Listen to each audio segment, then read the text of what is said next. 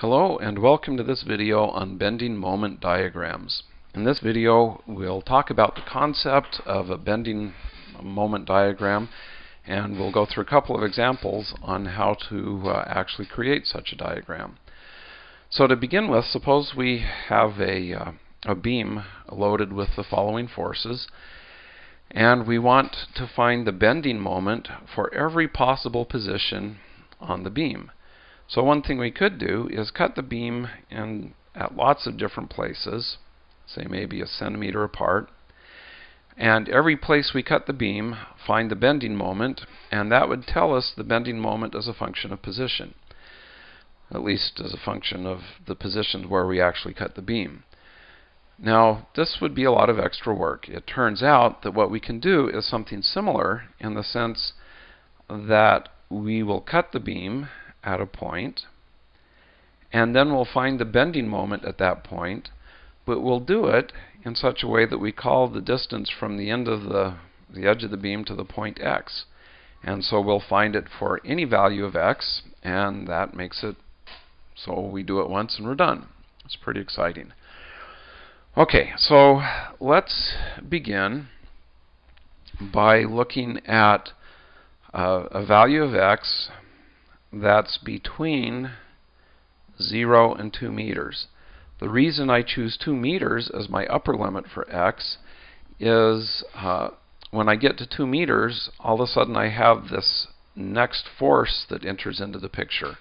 And so I want to start by choosing a value of x that will only end up having the moment affected by this force. So we'll choose an x that's less than 2 meters. And then we draw the free body diagram.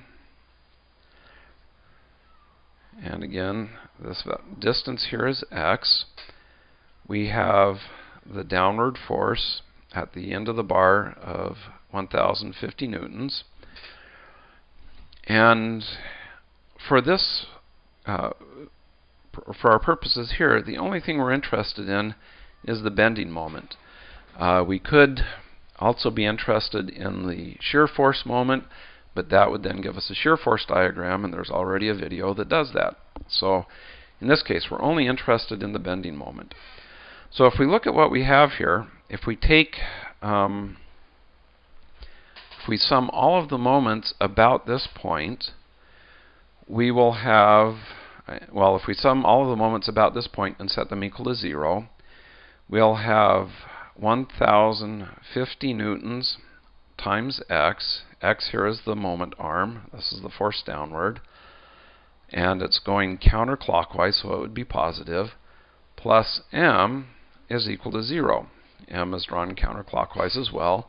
So m is equal to minus 1,050x. So if we graph this, let's give ourselves some room to actually graph it. So as we graph this as a function of x, this is m, we have that it starts off going like this till it gets to 2 meters.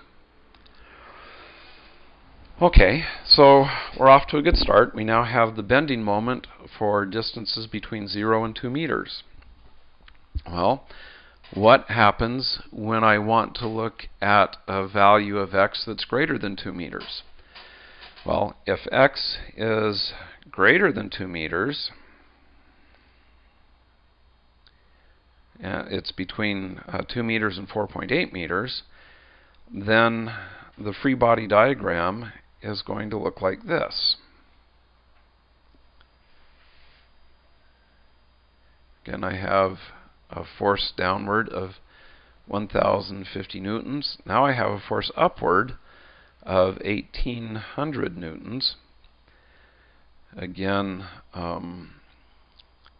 this distance here is x. The distance, the moment arm over which this 1,800 newton force will work is x minus 2 meters. Okay, because if this distance from here to here is x, we know that from here to here is 2 meters, so the distance would be x minus 2 meters. Now, we again sum the moments about this point, because again we're trying to find this m. So again we have the 1050 newtons x, and that's positive because it's making a counterclockwise rotation. We have minus 1800 newtons times x minus 2 meters. This is negative because it's making a clockwise rotation, plus m is equal to 0. And we can solve this for m. This will be a function of x. M of x will be 750 newtons times x minus 3,600 newton meters. And so if we graph this, we get something that looks like this. It goes from our point down here back up to 0 at 4.8 meters. And this guy has a slope of 750 newtons per meter. The slope here was minus 1050 newtons per meter. Okay, so we have here then a graph of the bending moment. And that was, again, pretty easy. It wasn't that difficult to do. It turns out it's really not that hard to do when you have these concentrated forces. Now let's look at a situation where we have a distributed force. So now we have something that looks like this. And again, we want to find the bending moment diagram for this beam that's loaded with a concentrated force here, here, and here, and then a distributed force of 200 newtons per meter along the length of the beam. Okay, so again, the idea is we will make a cut at some point, and we'll call that point x. And again, to begin with, we'll have x be between 0 and 2 meters, so we don't have to deal with this force going up here. So between 0 and 2 meters, the moments that we'll have, well, let's first draw our free body diagram.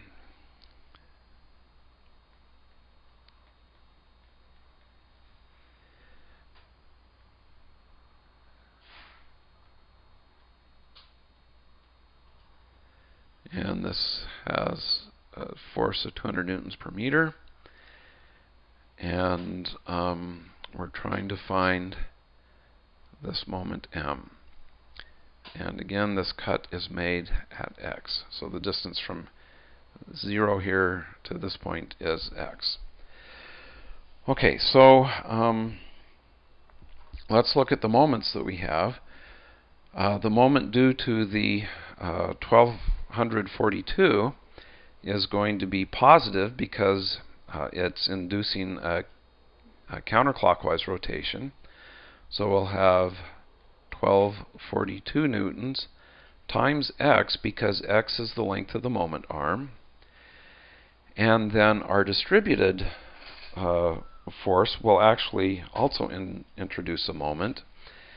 And that moment will be the integral from 0 to x. Okay, so I'm going to have to integrate from this point out to here of a variable which I'll call x prime, 200 newtons per meter dx prime. Okay, so the idea is if I'm going from 0 to x, and I want to find the contribution of this distributed force to this moment m at each of the points here between 0 and x, I'll choose a value x prime, which I have right here, and I know that for a small piece of the beam of width dx, that the force downward will be 200 newtons per meter times dx, and that has, times dx prime, and that will have the moment arm of x prime. So basically this is giving me the moment arm times the force of an infinitesimal slice of the beam. And so I just integrate from 0 to x, and that gives me the overall net moment exerted by this distributed force. And then this is going to be equal to m, or I'm sorry, we add m and then we set it equal to 0. The sum of the moments here is going to be 0. So when I work this integral, I get then, let's see, x prime, the 200 newtons per meter is a constant, so it's basically 200 newtons per meter, the integral from 0 to x of x prime dx prime. This guy here just turns out to be x squared over 2, because the upper limit gives, well, when I integrate this I get x prime squared over 2. Then I plug in the upper limit, which is x, which gives me this. The lower limit is 0. It doesn't affect this. So I have then that this whole thing is 100 newtons per meter times x squared. Okay, so when I solve this whole thing for m, I get m, and it will be a function of x, is equal to minus 1242 newtons times x minus 100 newtons per meter x squared, and that's it. Okay, so that gives me the expression for my bending moment as a function of x, as long as x is between 0 and 2 meters. Now you'll notice the fact that I've got an x squared term here means that this is going to have a parabolic shape. It's going to be a chunk of a parabola. Okay, so the next thing to do then is see what happens when we have the case where x is out here. So x is greater than 2 meters, but less than 4.8 meters. And in this case, here we'll clear off some of this space here.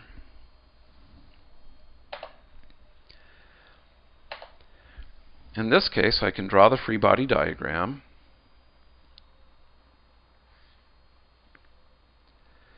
And I have this force down, this force up, the distributed force going across.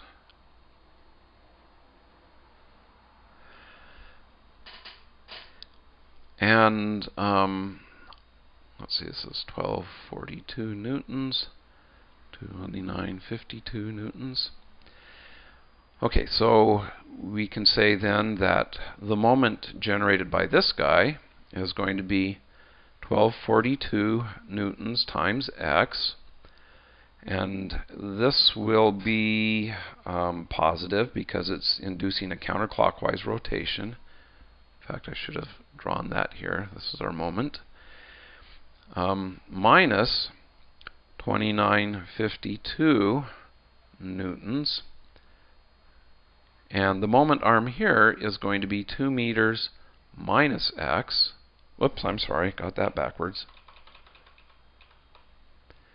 X minus 2 meters. Okay, so the distance from here to here where this force is applied is x minus 2 meters. And in this exactly the same way that we got the moment due to the distributed force, in this case, again, it will be exactly the same. It will be 100 newtons per meter times x squared.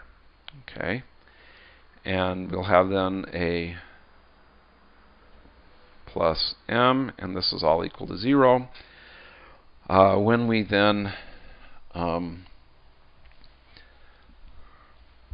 solve this, we'll get then that m of x is equal to minus 5,904 newton meters plus 1,710 newtons times x minus 100 newtons per meter x squared. Again, this is a graph of a parabola. And if I'm lucky, I will be able to find the graph I made of this. it looks something like this. All of the moments here are negative, and you can see between 0 and 2 meters I have part of a parabola going down like this. Between 2 meters and 4.8 meters it starts to go back up like this. So hopefully you found this useful, and this will conclude this video.